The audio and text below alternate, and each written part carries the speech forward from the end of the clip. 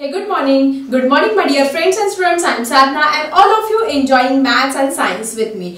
असाच एक इंटरेस्टिंग नवीन fresh chapter ज्याचं नाव आहे what is elements compound and mixture. हा नवीन लेसन मी तुमच्या सर्वांसाठी घेऊन आले आहे की जो उपयोगी पडणार आहे सगळ्या स्टँडर्डच्या विद्यार्थ्यांसाठी.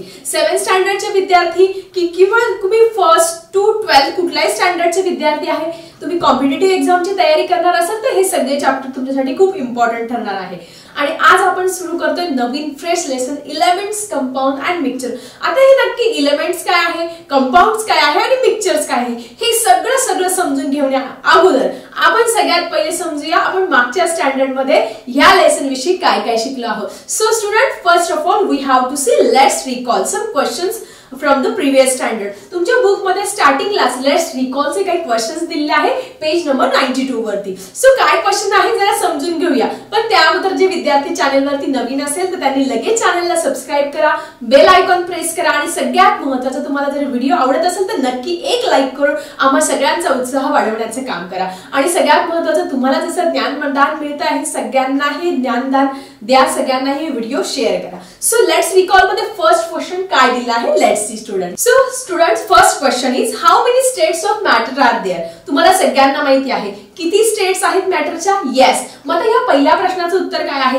There are 3 states of matter that is solid, liquid and gases. तुम्हाला सगळ्यांना माहिती आहे सॉलिड जो हार्ड असतो, मॅलिएबिलिटी असते, डक्टिलिटी असते, हे सगळ्या प्रॉपर्टीज आपण 6th स्टँडर्डला असताना शिकलेलो आहोत. हे प्रीवियस स्टँडर्डला त्याला आपण सॉलिड म्हणतो. लिक्विड म्हणजे जो फ्लो होतो, प्रवाही असतो किंवा ज्या आपण कंटेनर मध्ये ठेवलं की त्याचा तो आकार घेतो त्याला लिक्विड म्हणजे मिल्क आहे, ऑइल आहे, तुमचं वॉटर आहे, लिक्विड आहे. त्यानंतर गॅसेस तुम्हाला सगळ्यांना माहिती आहे ऑक्सिजन आहे, carbon dioxide, all these are the gases और air is a gas, steam is the gas. So matter are classified into 3 categories: solid, liquid and gases.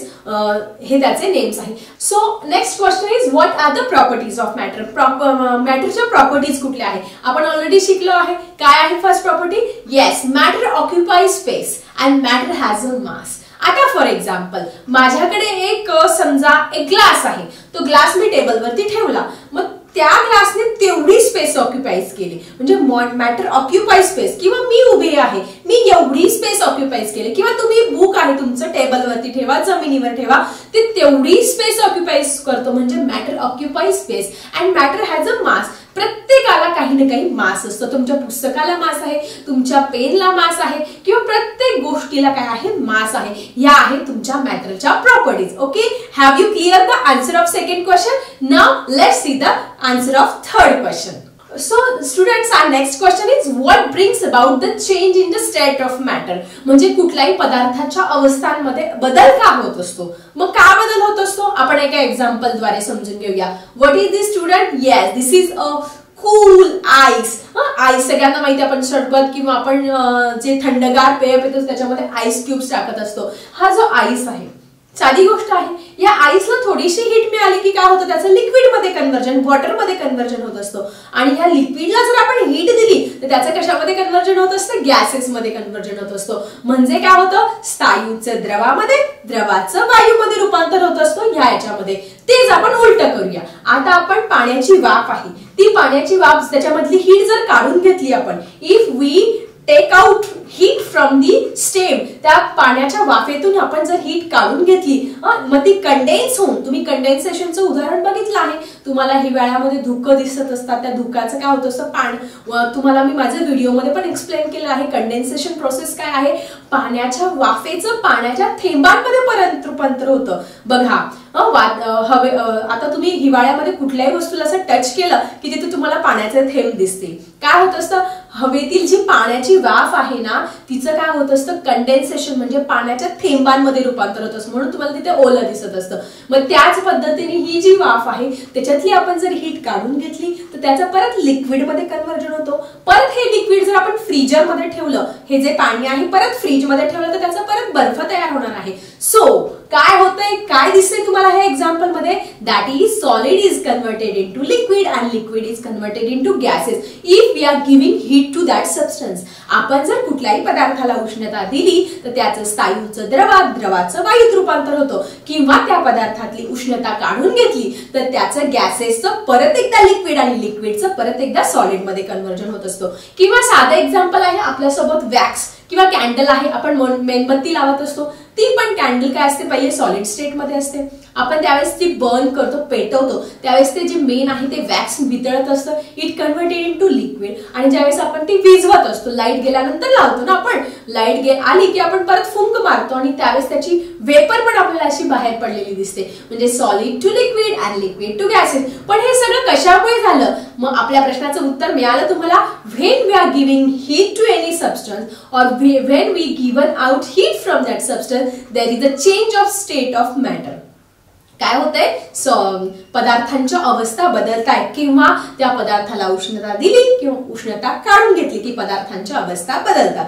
Clear? Have you clear the answer of third question? तुम्ही अशा पद्धतीने exam मध्ये ह्या प्रश्नांची उत्तर लिहू शकता. तुम्ही आज नोटबुक घ्या तुमची, या नोटबुक मध्ये ह्या सगळ्या लेट्स रिकॉलच्या क्वेश्चनची आन्सर्स तुमच्या नोटबुक मध्ये नोट डाऊन करा. Let's see the fourth question students. So students, our fourth question is, do all the substance have the same properties? सगळ्यांना सेम प्रॉपर्टीज असतात का? No. What is our answer? No. सगळ्यांच्या properties same नसतात. Some substances are very hard like iron. काही खूप कठीण असतात. जगातला सगळ्यात कठीण पदार्थ तुम्हाला सगळ्यांना माहिती आहे, डायमंड. खूप कठीण असतात. आयर्न सारखे खूप कठीण असतात. काही खूप सॉफ्ट असतात. तुम्हाला फॉर एक्झाम्पल कॉटन आहे, किंवा आपण स्पंज घेऊ शकतो, खूप सॉफ्ट आहे. वेगवेगळ्या प्रॉपर्टीज शो करतात. काही मॅलिबिलिटी शो करतात, डक्टिलिटी शो करत असतात, काही ब्रिटल असतात. चॉक सगळ्यांना माहिती आहे, खाली पडला की फुटतो. किंवा काच आहे, ग्लास आहे, काचेचा ग्लास खाली पडला की फुटतो. म्हणजे ह्या वेगवेगळ्या प्रॉपर्टीज हे वेगवेगळे सबस्टन्स शो करत असतो. So all the substance not having the same properties. Clear? Let's see the next point.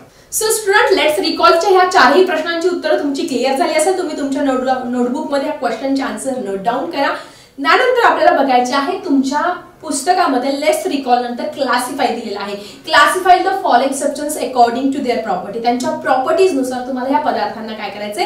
Classify करायचं आहे. मग खूप सारे पदार्थ तुमच्या पुस्तकामध्ये दिले आहे. वॉटर दिले आहे, थर्मोकॉल दिले आहे, आयर्न दिलेला आहे, कोल दिले, प्लास्टिक दिले, खूप सारे सबस्टन्स दिलेले आहे. मग आता आपण त्यांना क्लासिफाय करूया त्यांच्या properties. So student, first substance तुम्हाला दिलेला आहे, what is water? Water is a life. आपण वॉटरला लाईफ म्हणत असतो. पण या वॉटरच्या प्रॉपर्टीज काय आहे? मग कुठल्या प्रॉपर्टीज नुसार तुम्ही वॉटरला क्लासिफाय करणार? Yes, first of all solid, liquid and gases. त्याच्यानुसार तुमचं वॉटर कशामध्ये जाणार आहे? येस, लिक्विड मध्ये जाणार आहे. त्यानंतर अजून कुठल्या प्रॉपर्टी आहे तुमच्या वॉटरच्या? फ्लुइडिटी. तो काय करतो? फ्लुइडिटी म्हणजे प्रवाहिता, वाहत असतो ना, उताराकडे काय होत असतो? तो वाहत जात असतो. So this is the second property. Then it occupies space. ज्या कंटेनर मध्ये टाकलं तिथला आकार घेत असतो. All these are the different properties of water. Next तुम्हाला दिलेला आहे थर्मोकॉल. थर्मोकॉल तुम्हाला सगळ्यांना माहिती आहे, it is a manmade substance. Okay. त्यानंतर तुम्ही बघा किती सॉफ्ट असतो. आपण पाहिजे तसा त्याला आकार देऊ शकतो. प्लास्टिसिटी. आपण गणपतीच्या वेळेस बघा मखर बनवत असतो, त्याला पाहिजे तसा आकार देत असतो. वेगवेगळे वस्तू बनवत असतो थर्मोकॉल पासून. म्हणजे ब्रिटल आहे, सॉफ्ट आहे. All these are the properties of this thermocol and it shows the property of plasticity also. Okay. Plasticity पाहिजे तसा आकार देऊ शकतो. ही प्रॉपर्टी हा थर्मोकॉल शो करत असतो. मग तुम्ही हे तुमच्या नोटबुक मध्ये नोट डाऊन करायचं आहे. ह्या प्रॉपर्टी हे पदार्थ शो करतात. त्यानंतर पुढे दिलंय सॉइल. सगळ्यांना माती आहे. मातीपासून आपण वेगवेगळे वस्तू बनवत असतो. येस, सो दॅट्स वाय आपण पंती बनवत असतो. आपण वेगवेगळे स्टॅच्यू, वेगवेगळे आर्टिकल्स, आपण मातीचे भांडे बनवत असतो. मातीची चूल असते. ठीक आहे. म्हणजे ही माती शो करतं. म्हणजे कुठली प्रॉपर्टी आहे तुमच्या मातीमध्ये? प्लास्टिसिटी ही प्रॉपर्टी शो करत असतो. त्यानंतर ती सॉलिड आहे. त्यानंतर वॉटर होल्डिंग कॅपॅसिटी सुद्धा आहे. या सगळ्या आहे तुमच्या सॉइलच्या प्रॉपर्टी. त्यानंतर पुढे आहे आयर्न. आयर्न म्हणतो की आयर्न मॅनची आठवण येते. टफनेस. ओके. हार्ड आहे सबस्टन्स, टफ आहे. टफ सबस्टन्स ही प्रॉपर्टी दिसते. त्यानंतर तुम्हाला माहिती सॉलिड सबस्टन्सेस कुठली प्रॉपर्टी? डक्टिलिटी आहे. मॅलिबिलिटी म्हणजे आपण त्या ठोकून त्याच्यापासून पत्रे तयार करू शकतो. त्याच्यापासून बारीक तार काढू शकतो. सोनोरिटी आहे, ते खाली पडलं की आवाज होत असतो. या सगळ्या प्रॉपर्टी तुमचा आयर्न शो करत असतो. ठीक आहे. त्यानंतर पुढे आहे कोल. कोळसा सगळ्यांना माहिती आहे. It is a good conductor of heat. कोळशातून उष्णतेचं काय होत असतं?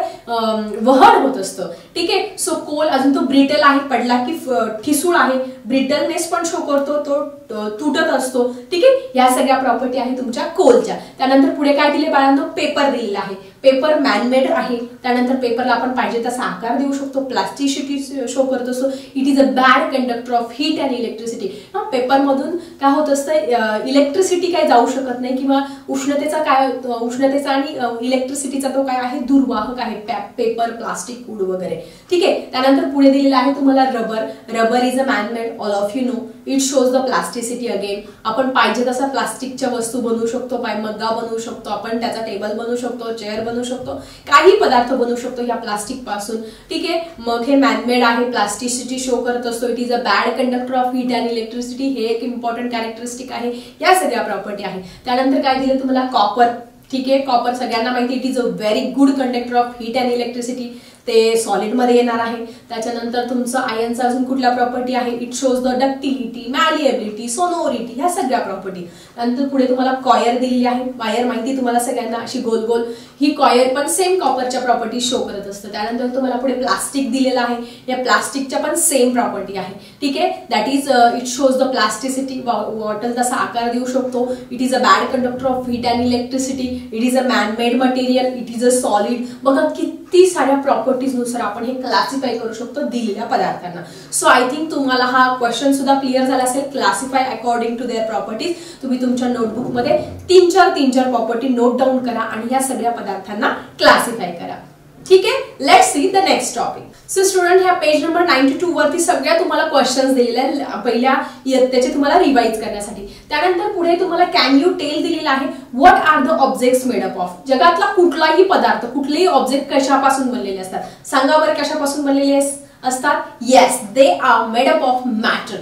तर मॅटर नक्की काय आहे हे आपण समजून घेऊया पुढच्या व्हिडिओमध्ये. मॅटर मी तुम्हाला अगदी डिटेलमध्ये छानपैकी समजून सांगते. पहिले आता कुठलाही पदार्थ मॅटर पासून बनलेला असतो हे तुम्हाला क्लिअर झालं आहे. त्यानंतर तुम्हाला सेकंड एक क्वेश्चन दिला आहे लेट कॅन यू टेल मध्ये. What is the second question, let's see. What are these articles in everyday use made up of. म्हणजे आपण दैनंदिन जीवनात वापरणारे ह्या ज्या वस्तू आहेत त्या कशापासून बनलेल्या आहे हे तुम्हाला आन्सर मध्ये लिहायचं आहे. तर पहिला दिलेला आहे इलेक्ट्रिक वायर्स. तर सांगा बरं, ह्या ज्या इलेक्ट्रिक वायर्स आहे, आपण जे पोल्स वगैरे असतात किंवा आपल्या घरामध्ये जे लाईट असते कशापासून बनलेले असतात, त्या बनलेल्या असतात कॉपर पासून बनलेल्या असतात, ॲल्युमिनियम पासून बनलेल्या असतात, ह्या सगळ्यांपासून बनलेल्या असतात आपल्या ह्या इलेक्ट्रिक वायर्स. क्लिअर.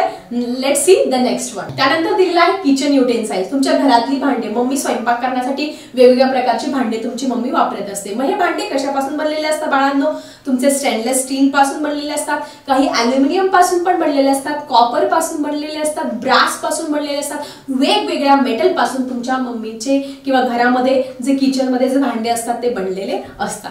नेक्स्ट आहे नेल. नेल म्हणजे आपला नेल नाही बरं का बाळांनो, नेल म्हणजे खिडा. खिडे कशापासून बनलेले असतात, yes, it is made up of iron. Iron पासून बनलेले असतात किंवा दुसऱ्या मेटल पासून बनलेले असतात. Next one table and chairs. सगळ्यांना माहिती आहे टेबल अँड चेअर वूड पासून पण बनलेले असतात, प्लास्टिक पण पासून बनलेले असतात, अजून कशापासून बनलेले असतात, काही तर काचेचे सुद्धा, फक्त काचेचे सुद्धा तुम्हाला कधी कधी बघायला मिळतात. सो ऑल दीज मटेरियल, ह्या सगळ्या मटेरियल पासून ह्या गोष्टी बनलेल्या असतात. पुढे दिलेलं आहे विंडो पॅन्स. म्हणजे तुमच्या खिडकीची तावदाण कशापासून बनलेले असतात, ग्लास पासून बनलेले असतात. नेक्स्ट वन दिलेला आहे तुम्हाला सॉइल. माती सगळ्यांना माहिती आहे. माती कशापासून बनली त्याची हिस्ट्री सगळ्यांना माहिती आहे. मोठे मोठे जे रॉक्स आहेत त्यांच्यामध्ये काय होत असतं, त्यांचं सूर्य, वारा, पाऊस या सगळ्यांमुळे क्षरण होत असतं. त्याचं काय होत असतं, झीज होत असते. मग त्याचे मोठे मोठे स्टोन्स बनतात. मग स्टोनचे छोटे स्टोन अशा पद्धतीने पेबल्स, स्टोन, सॉइल, सँड ह्या सगळ्यांपासून बनलेली असते तुमची सॉइल.